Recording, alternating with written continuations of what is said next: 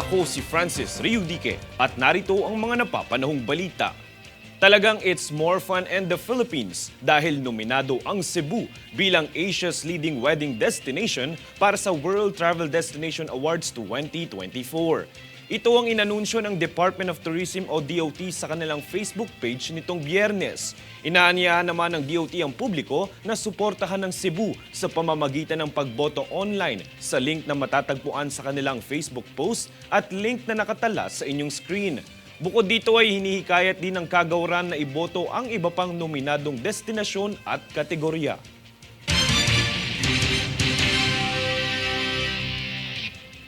Sa ibang balita ay nilinaw ng National Economic Development Authority o NEDA na hindi malulugi ang pamahalaan matapos ang pagbawas ng taripa sa ilang mga pangunahing bilihin. Ayon kay NEDA Secretary Arsenio Balisacan, hindi kawalan sa gobyerno ang pagkakaroon ng mababang buwis sa mga produktong pang-agrikultura. Aniya, mas makatutulong umano ito upang mapasigla ang economic activities ng bansa dahil abot kaya na rin ang mga pangunahing pangangailangan.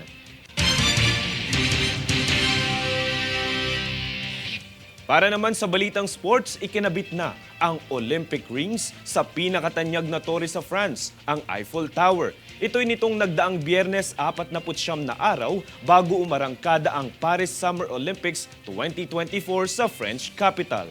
Kasabay nito ay puspusan na rin ang paghahanda ng mga Paris-bound athletes ng Pilipinas para sa kompetisyon. Bagamat 15 atleta na ang pasok at nakakuha ng kanilang tiket pa Paris, ay ilan pa sa mga pride athletes ng bansa ang inaasahang makahabol sa listahan ng mga Olympic qualified.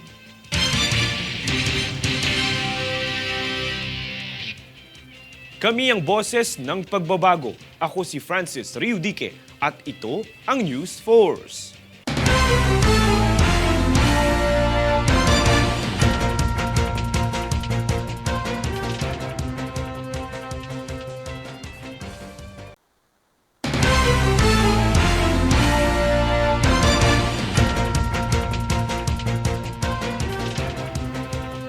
Ako si Francis Riudique at narito ang mga napapanahong balita.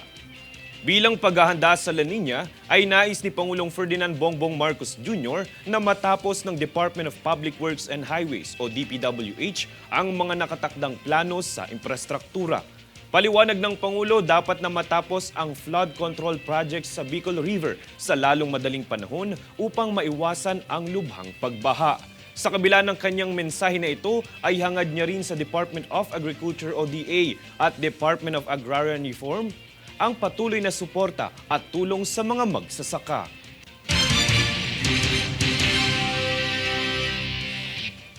Samantala, sa patuloy na panguhuli naman ng Special Action and Intelligence Committee for Transportation o SAIC sa mga hindi otorisadong dumadaan sa EDSA busway ay nakahuli na ito ng mahigit 1,000 sasakyan simula unang araw ng Enero hanggang ika-7 ng Hunyo ngayong taon. Ito'y kinabibilangan ng mga motorsiklo, ambulansya, pribadong sasakyan, mga bus at truck na hindi pinahihintulutang dumaan sa nasabing bus lane. Kahapon, ika-7 ng Hunyo, ay naitala ang 38 sasakyan na nahuli sa aktibong operasyon ng SAIC sa EDSA busway. Makikipagtulungan ang Senado sa Bureau of Internal Revenue o BIR para sa umunoy posibleng kaharapin na tax evasion ni Bamban Tarlac Mayor Alice Guo. Ito ang kinumpirma ni Senator Risa Hontiveros na aniya hindi na siya mabibigla na may kababalaghan ding nangyayari sa kanyang pagbabayad ng buwis. Tulad umano ng birth certificate ng alkalde ay questionable maging ang kanyang Statement of Assets, Liabilities and Net Worth o SALN.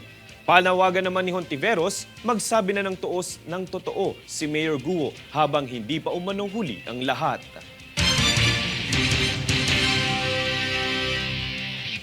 Kami ang boses ng pagbabago. Ako si Francis Riudique at ito ang News Force.